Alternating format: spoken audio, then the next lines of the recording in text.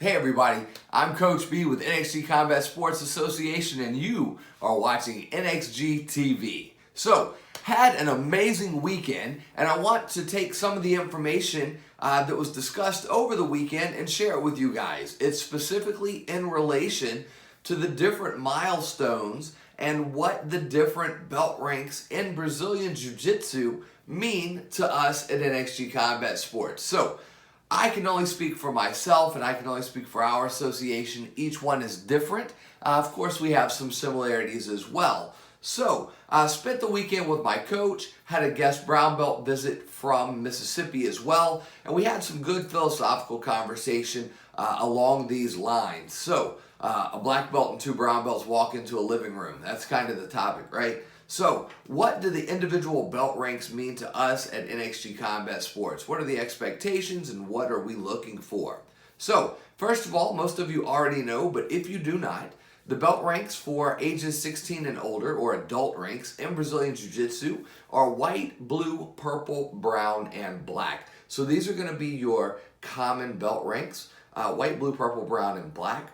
And the average person is going to spend, I don't know, somewhere between 18 months and 3 years at each. Some people maybe a little shorter, some people a lot longer. That's just the way it works out. White belt.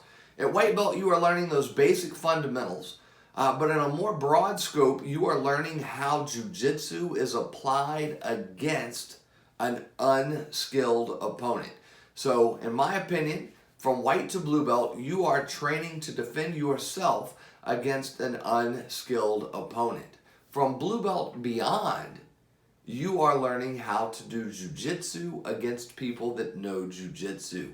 So let's go into a little greater depth though of each specific belt rank moving forward. So white belt is those basic fundamentals, a couple of techniques from dominant and non-dominant positions so that you have an answer for any question that you may find yourself with in any kind of unarmed encounter against an unskilled or untrained individual. So, at blue belt is the toolbox belt in my opinion. And what do I mean by that? Well, if white belt is the basic toolbox, that's going to be Phillips head, flat head, pliers, adjustable wrench, and a hammer. You can do most basic jobs with those tools.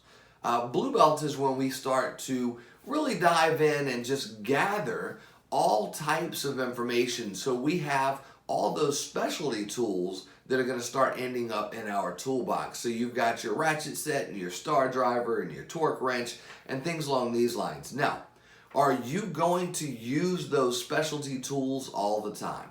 No. A large majority of the time, you're still going to use the basic toolkit, screwdrivers, pliers, wrenches, things along those lines. But at blue belt, you'll start to find out what all is out there and you will start to gather many tools for your toolbox. Purple belt. Purple belt is you kind of determining what your game is going to look like, what systems you like, and how you practice jiu-jitsu. So that's kind of you organizing the toolbox to make sure that the tools that are most suited to your task are organized on top and easily accessible. Brown belt. I've heard it say that a brown belt is a black belt in disguise or a black belt that has not yet arrived. I don't know if that's the case or not because personally I am still a brown belt. But for me, the brown belt has been more about the pure jiu-jitsu versus your jiu-jitsu concept. So after about 12, 13 years of training, I have a methodology and a game plan that I tend to use when I roll. Of course, I still experiment and go outside of that, but I have my core set of skills that I like to defer to. But I'm a coach, and one day, if I become a black belt, I will be a coach with some charge over my students, right? Or a greater charge over my students. So it's very important that I don't simply teach them the techniques of my own personal preference, i.e. your jiu-jitsu, the individual user's jiu-jitsu, but I need to be able to convey pure jiu-jitsu or the more broad scope of the principles and concepts that define the art so that each individual student under me has the opportunity to develop their own jiu-jitsu. So pure jiu-jitsu versus your jiu-jitsu. And then black belt. I've talked with several black belts. Black belt, quite simply, is a brand new beginning.